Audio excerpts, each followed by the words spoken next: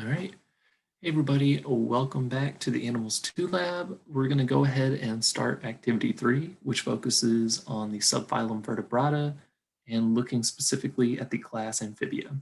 So be sure as you're watching these videos that you're also following through and looking at your handouts as well as the supplementary videos that are available on As You Learn. Then finally, take notes, pause the video where you need to, and then yeah, make sure you complete the associated questions on your worksheet. But let's go ahead and get started. So we're going to be talking about the subphylum Vertebra. Again, this was that big subphylum that included birds, reptiles, amphibians, mammals, fish.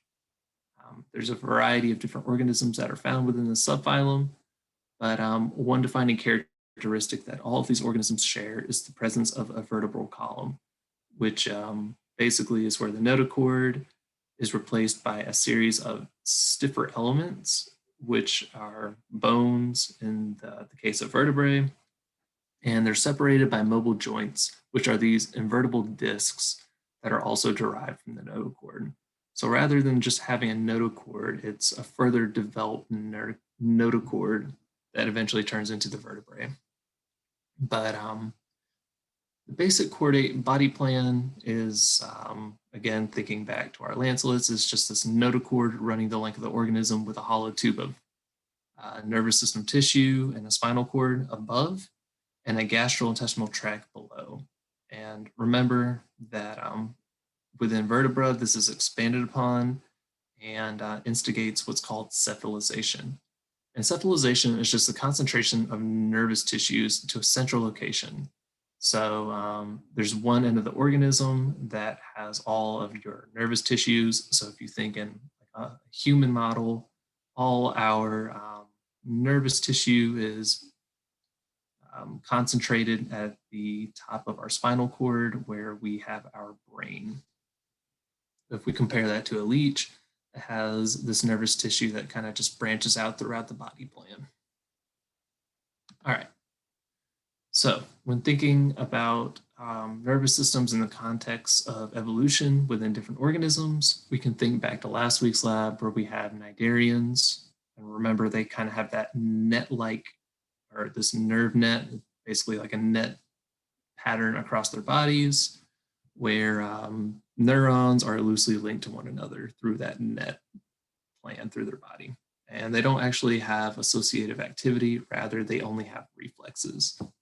And then if we think about our sea stars that we talked about in the earlier presentation, remember that they have a radial nerve that extends to each one of their arms, and the radial nerves are all connected to the central nerve ring, which is found in the center of the sea star's body plan. And then if we're thinking towards some of the organisms we discussed last week, remember that our planarians, or our flatworms, have this associative activity through a central nervous system where basically they have clusters of nerves at their head or the cerebral ganglia, and they have them along the nerve course that allow for muscle control. But within vertebrates, this nervous system plan is expanded upon. So the central nervous system in vertebrates, or your vertebra, they become even more complex. And they have these sophisticated sensory mechanisms, which in turn often lead to the specialization of sensory organisms, depending on the organism itself. They have differentiation of central and peripheral nervous systems, like the brain versus other nervous systems. And they also have differentiation of sensory versus motor nerves. They have an increased association for coordination and development of their brains. But what we're going to look at mostly in this part of the lab is the class Amphibia. So these guys are near and dear to me because I also study amphibians, primarily salamanders, but we're going to look at the order Anura, which encompasses frogs and toads. So they're also pretty cool, but we'll go ahead and focus on frogs. So frogs are also bilaterally symmetric, and they're a diverse group of organisms, and there's over 4,800 different frog species on the planet, which is crazy to think about how many frogs there are. But one defining characteristic of amphibians is that they are ectotherms. And so you might think of an ectotherm as a cold-blooded organism in that it can't regulate its own body temperature, meaning it's reliant on the abiotic environment in order to regulate temperature. So that's why you can also think of, for example, snakes, which are also ectotherms. They regulate their body temperature by basking in the sun to heat their bodies up. And if they become too warm, then they will go into a shaded area to cool themselves off. Because again, there is no internal regulation of body temperature, and it is reliant on the abiotic environment. So besides that, frogs are pretty cool in that they are able to breathe through their skin. So this is known as cutaneous respiration, but basically they're able to breathe through their thin, moist skin as another way to obtain oxygen. And then finally, they have a three-chambered heart with two atrium and one ventricle. And we will compare that to a mammalian heart in the next section. But if you think briefly about that, like in a human heart, we have two atrium, two ventricles, but in frogs, they have two atrium and one ventricle. But we'll get more into their circulatory system in just a little bit. Okay, so we'll go ahead and briefly talk about organogenesis, basically just the process of organ development within the different cell layers of the organism. So basically with organogenesis, you have organ development, which is dependent upon the organism being a collimate and containing a true collium with contact between all three different cell layers. So remember, last week we talked about the endoderm, the mesoderm, and the ectoderm. So in this case, all three of those layers need to communicate with each other during development. The true column forms this fluid-filled cavity within the body. So in like your thorax or abdominal cavities, that allows for the development of organs. And so just remember that the digestive tract is not a body cavity from the mesoderm, and it's instead formed by the endoderm. But if we're looking at kind of this life cycle of frogs, you can see that starting with a diploid adult, the frogs undergo gametogenesis to produce both sperm and egg. So they're making their sex cells via meiosis. Then when sperm and egg fuse, you get fertilization, you become a diploid zygote. And as the zygote is dividing via mitosis, remember that deuterostomes all exhibit radial cleavage. So these cells are forming on top of each other rather than that staggered pattern. And then we get to gastrulation, where we have the development of our blastophore. And then we get to organogenesis, where each one of these different cell layers is going to develop into a different organ layer. So then finally, you get that continued development. You go into your classic tadpole. They continue to grow. Cells are dividing via mitosis. You get these tadpoles that undergo metamorphosis, or like that drastic change in body plan, and they go from this aquatic larva into this semi-aquatic adult organism. All right, so we can go ahead and talk about the frog respiratory system. And so as we mentioned before, frogs are able to breathe through their skins via cutaneous respiration, but they also have lungs. So they're able to breathe through their lungs as well as their skin. And so frogs will breathe by taking in air through their nostrils. The air will travel down the trachea into their lungs. But one interesting thing about frogs is that they lack a diaphragm. So there isn't that suction of the expanding and contracting of the diaphragm to like force air into their lungs. So in order to actually bring that air into their lungs, a frog will actually lower the floor of its mouth, which causes its throat to expand.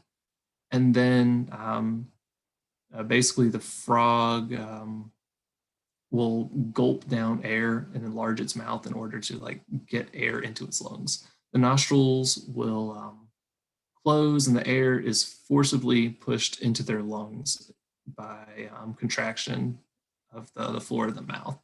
Because again, they don't have a diaphragm, so they have to find a different way to pull air from basically their mouths into their lungs. And so Once the air has filled their lungs, blood from the pulmonary artery will become oxygenated as it travels throughout the body. And so remember, frogs have a respiratory surface on the lining of their mouths for which gas exchange occurs.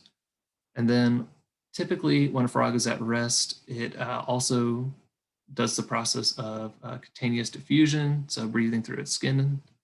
And that's the main way that the frog is obtaining oxygen. So frogs you don't often find pulling a lot of air through their lungs, but rather utilizing cutaneous respiration through their moist skin to get oxygen through their skin from the environment. So that being said, because frogs rely on this cutaneous respiration more so than breathing through their mouths, you'll see in both the frog dissection videos as well as even in this image of a frog that the lungs are less developed compared to, we'll say, like mammalian lungs, because the use of lungs is not their primary means of obtaining oxygen. And actually, in other species of amphibians, they've evolved to the point where some species, such as plethodonid salamanders that I study, they completely lack lungs, and they rely solely on cutaneous respiration. Which, if you want to learn more about, there's literally an entire course on herpetology or the study of amphibians and reptiles, because we can only touch on so much of this stuff in this class. But side ramble aside, let's go ahead and talk about the frog circulatory system. So we're just going to kind of follow blood as it is traveling through the circulatory system of a frog. So it is important to note that when looking at this diagram, that arteries are shown in red and veins are shown in blue. So if we're starting at point A, we have deoxygenated blood that is sent into the right atrium from various organs within the frog's body. So this blood is going to have low pressure and low oxygen content. It's entering the right atrium where it will then enter into the ventricle. And so as I mentioned before, frog hearts only have one ventricle compared to the two that we think of in mammalian hearts. So basically in this ventricle, you get the mixing of blood coming from both the right and the left atrium. So within this ventricle, you've got low pressure, low oxygenated blood in the ventricle, or coming from the right ventricle, whereas you have low pressure, high oxygenated blood that is coming in from the lungs. And so within the ventricle, you get the mixing of basically high oxygen and low oxygen concentrated blood. You get this intermixing, and then the blood will disperse out of the ventricle. So if we're following this chart, we're going to go ahead and follow this pulmonary loop. Again, it's an artery shown in red, and the blood coming out of the ventricle is now still low in oxygen content, but high in pressure. So at this point, you've got the intermixed blood of low and high concentration of oxygen. It enters the lungs. In the lungs, that is where the blood will become oxygenated, and the blood leaves the lungs through this this vein. And at that point, we have high concentration oxygen, but low in pressure. And that blood with a high oxygen content will be entering the left atrium. And so as I mentioned before, the blood will pass through the left atrium. It will now enter the ventricle again, where you get that mixing of blood between blood coming from the right atrium and the left atrium. So you can kind of think of it as like an overall medium concentration of oxygen. But then following that loop, you'll see that blood is now leaving the ventricle with high pressure and a higher oxygen content through the systemic loop. And that is where the oxygen or the highly oxygenated blood will go into various body systems, bringing oxygen to those parts of the body. And then in turn, the blood is moving out of your various body systems with low oxygen content now that the body is using up that oxygen, and low pressure, where in turn enters back into the right atrium, and kind of this cycle repeats. And so, like I said, it is important to note that within the ventricle of the frog heart, Both atria dump blood into a single ventricle. So as the ventricle contracts, it sends semi-oxygenated blood through the arteries. But also remember that because frogs can utilize cutaneous respiration, they can often pull in additional oxygen through their skin, which can go directly into these body systems, which is why this single ventricle heart can work for them, whereas for us, this wouldn't work. But all right, so now we've talked about the circulatory system, and we can talk now about the digestive system for frogs. So we often think of frogs with their projectile tongue grabbing invertebrates, bugs, all that fun stuff, and chewing them up. But basically, it starts with the frog's mouth, where there is that hinged tongue. This flips food into the pharynx, which is a cavity behind the nose and mouth, and to the entrance of the esophagus. So we're moving from the mouth, and now we're moving down into the stomach. And food is moved to the stomach from the mouth using these muscle contractions. The stomach will then break down food mechanically using the strong musculature of the stomach ends of the stomach. And within the stomach, there are also enzymes that are secreted to help chemically break down more complex foods in order to pull nutrients from that food. So moving from the stomach, we also, like I said, we get enzymatic breakdown continuing in the small intestine where a lot of the nutrients are absorbed from the food. And then finally, the leftover material is passed to the large intestines where any water may be absorbed from the mixture, and then the food is excreted via the cloaca. And just remember that the cloaca is that region that refers to both the end of the digestive system, like the anus, as well as your reproductive area. All right, so along with the main digestive system of the frog, frogs also have these accessory organs that help to aid in digestion as well. So we have the liver, which if you think for humans, we talk about our livers for filtering alcohol, but they also have other purposes. So the liver has many functions, one of which is the secretion of bile into the small intestine to help break down fats. And it also helps to process digested food.